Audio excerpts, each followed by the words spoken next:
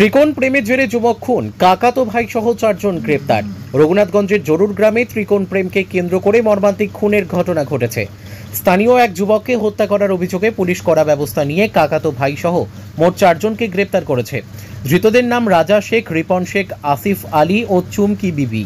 সকলের বাড়ি রঘুনাথগঞ্জ থানার জরুর গ্রামে।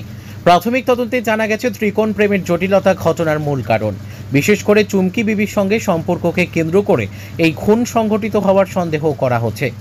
ধৃতদের জঙ্গিপুর মহকুমা আদালতে তোলা হয়েছে।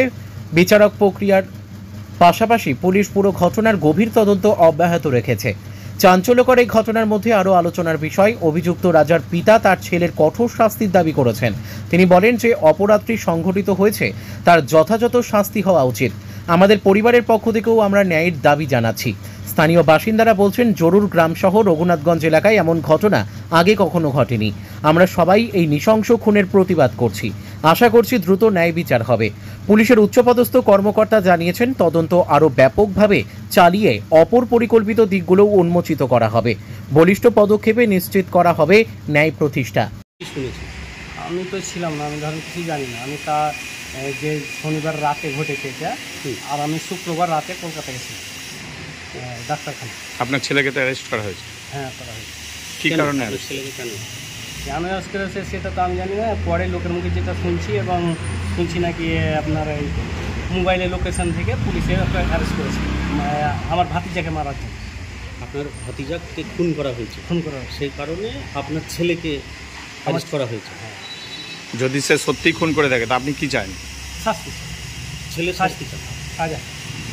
আমার ছেলে যদি খুন করে আইন অনুযায়ী যেটা হয়, আমার ভাতিজার জন্য আমি শাস্তি, যেটা ওকে রীতিমতো যে কটা জড়িত আছে সবকে যেন রীতিমতন শাস্তি সরকার দেয়, এবং যেন কোনো ঘুষ ঘাস দিয়ে যেন মানে বাঁচানোর চেষ্টা না করা হয়, কারণ রীতিমতন যেন ওরা শাস্তি পায়। আমি রীতিমতন শাস্তি। আপনার ছেলে তো? আমার ছেলে নয়, ও মারা গেছে একসঙ্গে। আমার দুটো ছেলে মারা গেছে। সেদিন কায়েম ভাতিজা মারা গেছে, আর পরের দিন রাজা মারা গেছে। সেও আপনার ছেলের মতোই? সেই ছেলের মতো, ছেলের থেকেও বাড়িয়া, ছেলের থেকেও ভালো। আমি আমি আমি জানবো কি আমার দুটাই মারা গেছে। আমি অনুমান কি করছেন, কি কারণে মার্ডার করা হলো? আপনার ভাইপোকে ছেলে মানলো কেন? এবার ও তো দুঃখের ভিতরের খবর, কেউ কার জুয়ান ছেলে এখন কে কী করছে না করছে। আপনার ছেলের সঙ্গে কি আপনার ভাই অবৈধ কোনো না, ঝগড়া, আপনাদের পারিবারিক কোনো সমস্যা নাই, কোনো জায়গা জমি আমাদের সঙ্গে, আমাদের ভাইয়ের সঙ্গে আমাদের পূর্ণ সুখ আছে, লেনা দেনা সব কিছু, খাওয়া দাওয়া।